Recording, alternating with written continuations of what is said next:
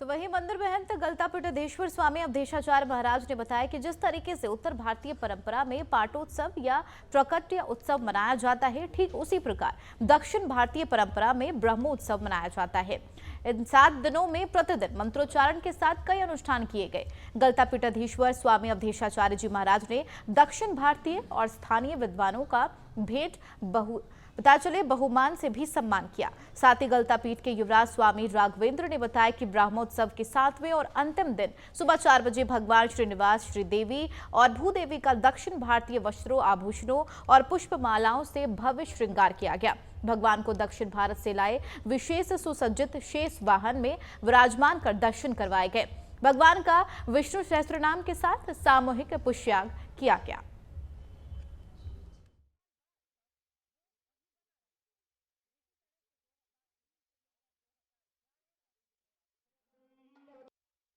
किस से 27 तारीख तक गलतापीठ में ब्रह्मोत्सव का आयोजन किया गया था। आज उसका समापन माननीय राज्यपाल द्वारा हुआ है। हमारे साथ में स्वामी अवधेशाचार्य जी मौजूद हैं।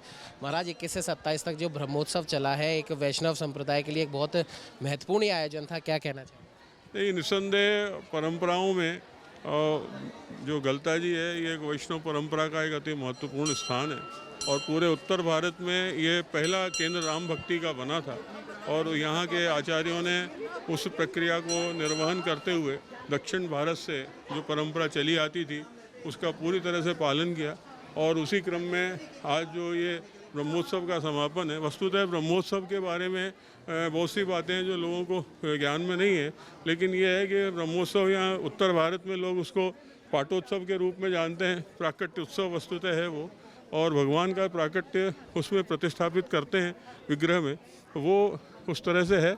लेकिन यह है कि यहाँ ब्रह्मा जी के द्वारा वो प्रथम बार इस तरह से पृथ्वी पर मनाया गया था। तो भगवान का ही ब्रह्मोत्सव ये 7 दिन का ये यहाँ आयोजित हुआ है और इसमें जो वैदिक मंत्रोच्चार जिस तरह से दक्षिण भारत के विद्वानों ने किया है, वो सभी के लिए एक तरह से एक बहुत विशेष प्रकार से उन्होंने अर्चना करते हुए इस कार्य को संपन्न किया है। और नित्य प्रति शांति पाठ, हवन आदि जो नित्य यहाँ हुए हैं और अलग अलग प्रक्रियाओं से भगवान का यहाँ जो है विशेष रूप से श्रृंगार करते हुए इस बार विशेष रूप से भगवान दक्षिण भारत की परंपरा के अनुसार कोई न कोई विशेष वाहन में होते हैं। इस बार भगवान का शेष वाहन दक्षिण भारत से ही बनकर यहाँ आया और उनके सारे आभूषण और श्रृंगार भी उसी दक्षिण भारत से यहाँ आए।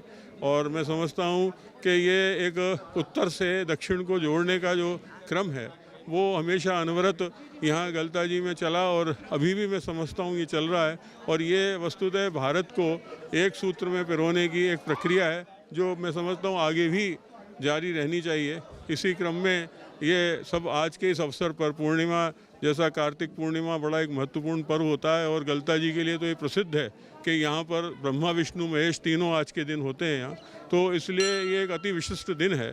और यहाँ मैं आज इस अवसर पर सभी के लिए, पूरे भारतवर्ष के लिए, भारतवर्ष की समस्त तमाम जनता के लिए, राजस्थान की जनता के लिए, यहाँ आने वाले श्रद्धालुओं भक्तों के लिए और आप सब के लिए भी मैं भगवान श्रीनिवास से मंगल कामना करते हुए ये निवेदन करता हूँ कि आप सभी का मंगल हो।